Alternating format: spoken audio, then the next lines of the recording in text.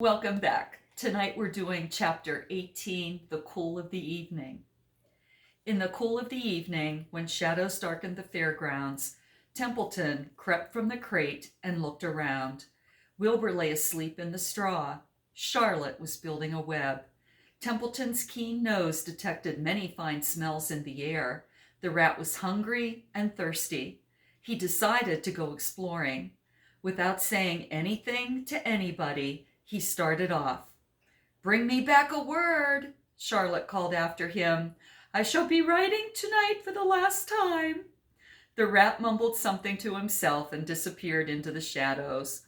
He did not like being treated like a messenger boy. After the heat of the day, the evening came as a welcome relief to all. The Ferris wheel was lighted now. It went round and round in the sky and seemed twice as high as by day. There were lights on the midway, and you could hear the crackle of the gambling machines and the music of the merry-go-round and the voices of the man in the Beano booth calling numbers. The children felt refreshed after their nap. Fern met her friend Henry Fussy, and he invited her to ride with him in the Ferris wheel. He even bought a ticket for her, so it didn't cost her anything.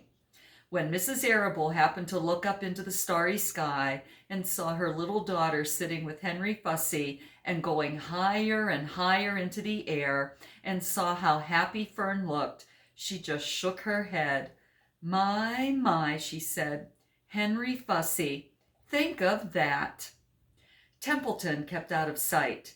In the tall grass behind the cattle barn, he found a folded newspaper. Inside it were leftovers from somebody's lunch: a deviled ham sandwich, a piece of Swiss cheese, part of a hard-boiled egg, and the core of a wormy apple. The rat crawled in and ate everything. Then he tore a word out of the paper, rolled it up, and started back to Wilbur's pen.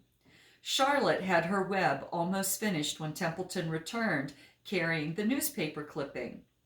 She had left a space in the middle of the web. At this hour no people were around the pig pen, so the rat and the spider and the pig were by themselves. "I hope you brought a good one," Charlotte said. "It is the last word I shall ever write." "Here," said Templeton, unrolling the paper. "What does it say?" asked Charlotte. "You'll have to read it for me." "It says humble," replied the rat. "Humble?" said Charlotte. "Humble has two meanings.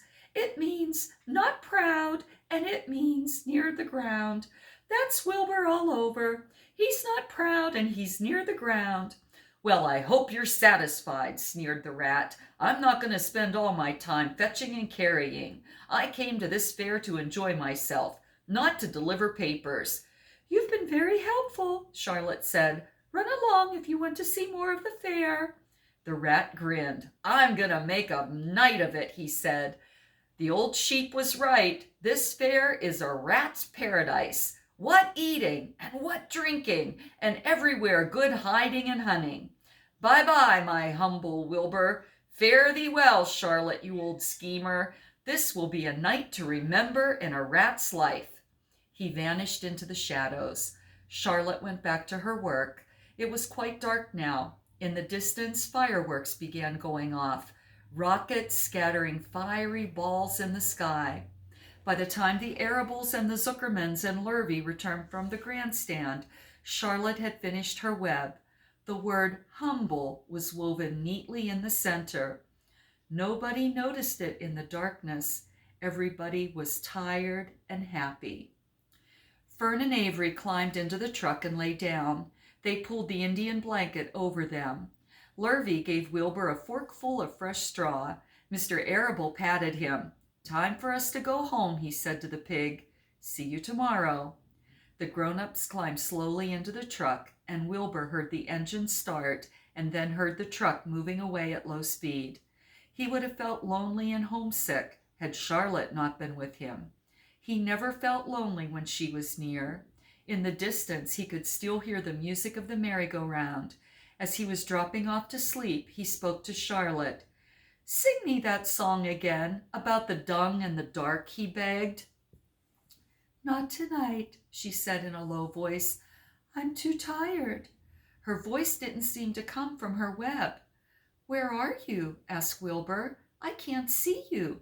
Are you on your web? I'm back here, she answered, up in this back corner. Why aren't you on your web? Asked Wilbur. You almost never leave your web. I've left it tonight, she said. Wilbur closed his eyes. Charlotte, he said after a while, do you really think Zuckerman will let me live and not kill me when the cold weather comes?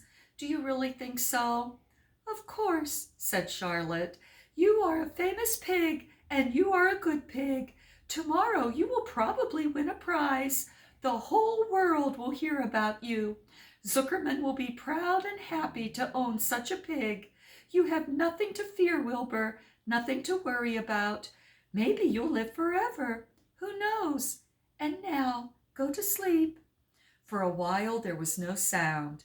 Then Wilbur's voice. What are you doing up there, Charlotte? Oh, making something, she said. Making something as usual. Is it something for me? Asked Wilbur. No, said Charlotte. It's something for me for a change. Please tell me what it is, begged Wilbur. I'll tell you in the morning, she said. When the first light comes into the sky and the sparrows stir and the cows rattle their chains, when the rooster crows and the stars fade, when early cars whisper along the highway, you look up here and I'll show you something. I will show you my masterpiece. Before she finished the sentence, Wilbur was asleep. She could tell by the sound of his breathing that he was sleeping peacefully, deep in the straw. Miles away at the Arable's house, the men sat around the kitchen table, eating a dish of canned peaches and talking over the events of the day. Upstairs, Avery was already in bed and asleep. Mrs. Arable was tucking Fern into bed. Did you have a good time at the fair? She asked as she kissed her daughter.